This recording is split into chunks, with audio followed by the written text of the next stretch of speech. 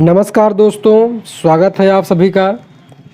तो आज के इस वीडियो लेक्चर में हम लोग नंबर सिस्टम के बारे में पढ़ेंगे और हमारा आज का जो वीडियो लेक्चर है वह नंबर सिस्टम का थ्योरी पार्ट है, जिसमें कि हम नंबर्स के सभी प्रकारों के बारे में पढ़ेंगे, जिससे कि आपको आगे आने वाले क्वेश्चंस में कोई भी परेशानी ना हो, क्योंकि पूरे गणित में आपको नंबर ही नंबर मिलेंगे।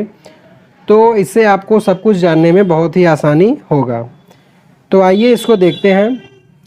तो नंबर के वर्गीकरण में जो पहला प्रकार नंबर का आता है उसको हम कहते हैं नेचुरल नंबर। नेचुरल नंबर को हिंदी में प्राकृतिक संख्या कहते हैं, जिसको कि हम कैपिटल एन से दर्शाते हैं। ये एक से लेके अनंत तक होते हैं, मतलब कि अगर हम बात करें डिटेल में तो 1, 2, 3, 4 ऐसे करते करते लाखों करोड़ों जो भी संख्याएं हैं उनको हम नेचुरल नंबर यानी कि प्राकृतिक संख्या कहते हैं। उसी के साथ जो दूसरा प्रकार होता है उसको कहते हैं होल नंबर, मतलब कि पूर्ण संख्या। और होल नंबर को हम W से दर्शाते हैं। ये संख्या क्या होती है, अगर प्राकृतिक संख्या को हम 0 से शुरू करें तो इसको हम पूर्ण संख्या कहते हैं। मतलब कि जैसे नेचुरल नंबर में 1 से अनंत है तो इसी को आप 0 से ले लीजिए। तो 0 से अगर संख्याओं को जोड़ेंगे तो उन्हें हम पूर्ण संख्या कहते हैं। तीसरे प्रकार की जो संख्या है वो है इवन नंबर, मतलब कि सम संख्या। सम संख्या क्या होती है, वे संख्याएं जिनके अंत में 2, 4, 6, 8 इस टाइप का नंबर आता है। जैसे अगर इसका हम एग्जांपल देखें तो जैसे 24 हो गया, 32 हो गया, तो इन सब के अंत में हम देख रहे हैं 4, 2 ये आ रहा है। उसके साथ साथ ये संख्याएं 2 से पूर्णतः कटती हैं। जैसे अगर 24 को काटेंगे तो 2 से कट जाएगा, 32 को काटेंगे तो ये भी 2 से हमारा कट जाएगा। तो मतलब सम संख्या किसे कहेंगे, जिस संख्या के अंत में 2, 4, 6, 8, 0 या फिर उसके साथ साथ वो संख्या 2 से कटती हो। अगली संख्या का जो प्रकार है वो है ऑड नंबर, जिसको कि हम विषम संख्या कहते हैं। तो जैसे सम संख्या के अंत में 2, 4, 6, 8 आता है, विषम संख्या के अंत में 1, 3, 5, 7 आता है। ठीक है, इसमें 8 नहीं आता। 1, 3, 5, 7 इसका एग्जाम्पल देखें तो जैसे 13, 27, 31 ये सभी संख्याएं आपकी विषम संख्या हैं, क्योंकि इनके अंत में आप देख सकते हैं 1, 7, 3 इस तरीके आ रहे हैं। उसके साथ साथ दूसरा चीज़ की विषम संख्या 2 से नहीं कटता। ये सभी संख्याएं आपके 2 से नहीं कटेंगी, तो ये आपके हो जाएंगी विषम संख्या। तो हम लोगों ने 4 टाइप देखें, प्राकृतिक संख्या मतलब कि नेचुरल नंबर्स, पूर्ण संख्या मतलब कि होल नंबर, सम संख्या इवन नंबर, विषम संख्या मतलब कि ऑड नंबर।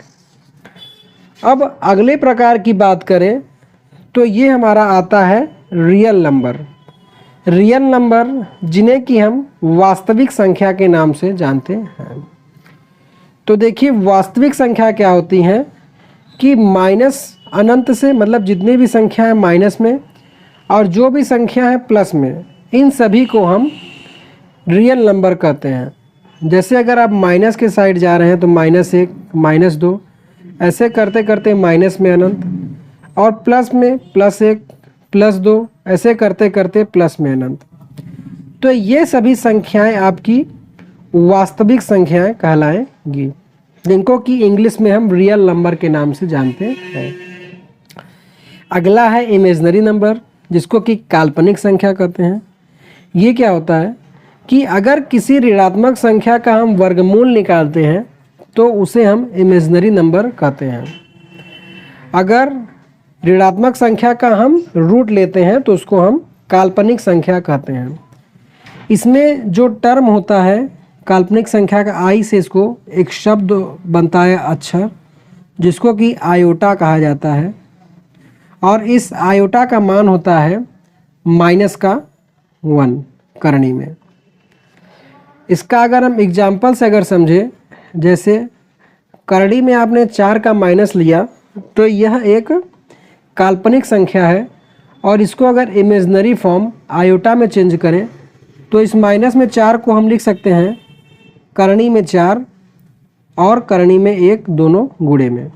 तो करणी में 4 का वर्ग 2 होगा, और करणी में -1 आई होता है तो उसकी जगह आई कर देंगे, तो इसका मान हो जाएगा 2 आयोटा, जो कि एक इमेजनरी नंबर को शो करता है। अगला प्रकार दिया है कॉम्प्लेक्स नंबर, मतलब कि सम्मिश्र संख्याएं। तो सम्मिश्र संख्याएं क्या होती हैं कि वास्तविक संख्या मतलब कि रियल नंबर और इमेजनरी नंबर को अगर हम जोड़ देते हैं तो उससे मिलने वाली संख्या कॉम्प्लेक्स नंबर बनती है। जैसे वास्तविक नंबर अगर हम यहाँ पे ले लें 2 ले लें, और इमेजनरी नंबर ये 2 आई ले लें, तो इन दोनों के योग से जो संख्या बन रही है वो आपका सम्मिश्र संख्या बनेगा। अगला प्रकार है कंपोजिट नंबर, मतलब कि भाज्य या यौगिक संख्या। तो देखिए ये क्या होता है, भाज्य या यौगिक संख्याएं, तो वे संख्याएं जिनके कम से कम 3 गुणनखंड हो। जैसे एग्जाम्पल में अगर हम समझें, हम अगर 4 लेते हैं तो 4 जो संख्या है वो 1 से कटेगा, 2 से कटेगा और 4 से कटेगा। उसी तरीके से अगर 10 लेते हैं तो ये 1 से कटेगा, 2 से कटेगा, 5 से कटेगा और 10 से कटेगा। तो कंपोजिट नंबर का जो नियम है कि कम से कम 3, तो 3 यहाँ पर भी ये 3 से ज़्यादा हो सकता है, तो ये भी कंपोजिट नंबर है और ये भी कंपोजिट नंबर है।